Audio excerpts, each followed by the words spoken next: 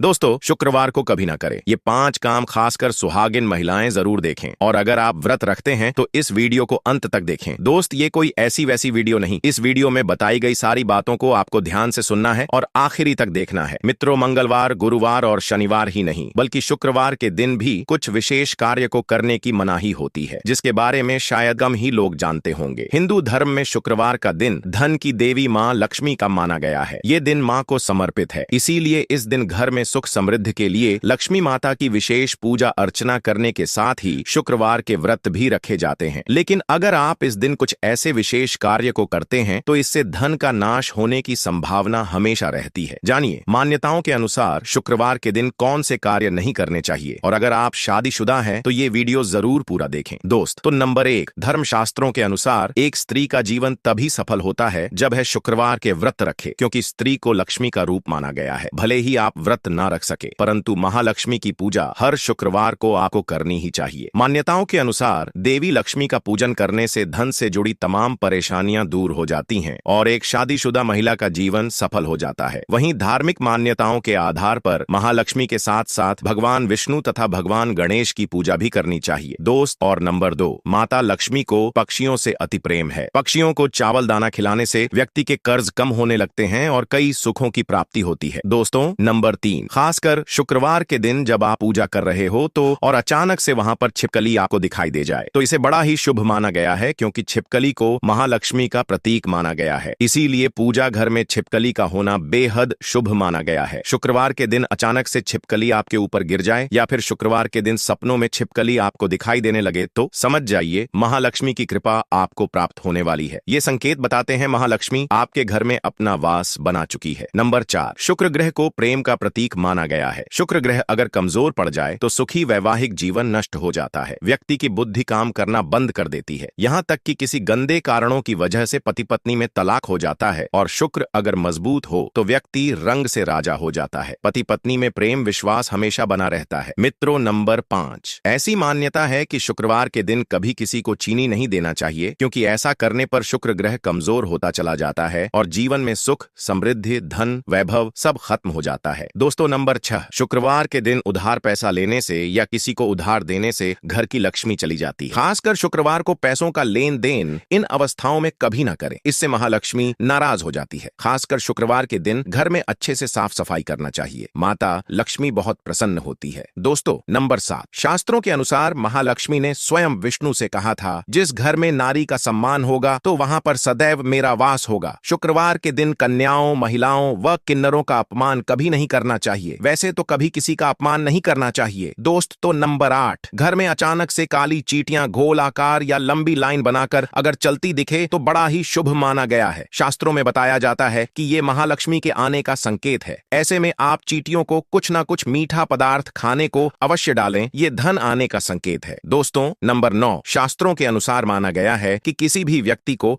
घर में हीरा लाने से पहले अपने सुकुर घिर की स्थिति को जरूर देख लेना चाहिए। अगर सुकुर मजबूत हो तो घर में हीरा लाना चाहिए, नहीं तो हीरे के बुरे प्रभाव के कारण शुक्र ग्रह आपको बर्बाद कर सकता है। आप उल्टा कंगाल हो सकते हैं, क्योंकि हीरे का संबंध सीधे तौर पर शुक्र ग्रह से होता है और अगर शुक्र मजबूत हो तो आपको राजा बनते देर नहीं लगेंगी। दोस्त, तो नंबर 10, शुक्रवार के दिन खट्टा भी नहीं खाना चाहिए, क्योंकि इस दिन भक्तजन मां संतोषी के व्रत भी रखते हैं। खास तौर से इस चीज का ध्यान रखें। दोस्त, और शुक्र ग्रह को मजबूत करने के लिए करें ये उपाय। अपने भोजन को झूठा करने से पहले गाय माता को खिलाएं। शुक्रवार को सफेद वस्त्र धारण करें। चांदी चावल दूध दही श्वेत चंदन सफेद वस्त्र तथा सुगंधित पदार्थ किसी पुजारी की पत्नी को दान कर दें। घर में तुलसी का पौधा लगाएं और उसकी पूजा करें। चंदन का तिलक लगाना ना भूले। पानी में चंदन मिलाकर स्नान करें। चांदी का टुकड़ा या चंदन की लकड़ी नदियां नहर में प्रभावित करें। सुगंधित पदार्थ का इस्तेमाल करें। दोस्तों, कहा जाता है कि मासिक धर्म के दौरान झाड़ू को छूने पर पाप लगता है और घर में दरिद्रता आती है। लंबे समय तक गरीबी जीवन कष्टकारी और घर में राहु केतु का वास हो जाता है। ऐसा हालातों में महिलाओं को झाड़ू करने से बचना चाहिए, क्योंकि झाड़ू में माता लक्ष्मी का वास होता है। ऐसे में झाड़ू छूना उचित नहीं माना गया है, क्योंकि इससे झाड़ू अपवित्र हो सकती है। दोस्त, तो एक बार सच्चे दिल से कमेंट बॉक्स में लिखें, जय माता लक्ष्मी माँ के लिए एक लायक तो बनता है। तो आइए शुरू करते हैं दोस्तों। झाड़ू सूर्योदय यानी कि जब पहली पहली धूप पड़ रही हो उस समय झाड़ू लगाना चाहिए, यानी सुबह की पूजा से पहले घर की साफ सफाई और झाड़ू पोछा हो जाना चाहिए। चाहिए और सूर्यास्त के समय झाड़ू पोछा करना बहुत ही अशुभ माना गया है। गलती से भी सूर्यास्त के बाद झाड़ू न लगाए, ये आने वाले समय में बुरे दिन के आगमन का संकेत होता है। ऐसा माना गया है कि अगर किसी कारण सूर्यास्त के बाद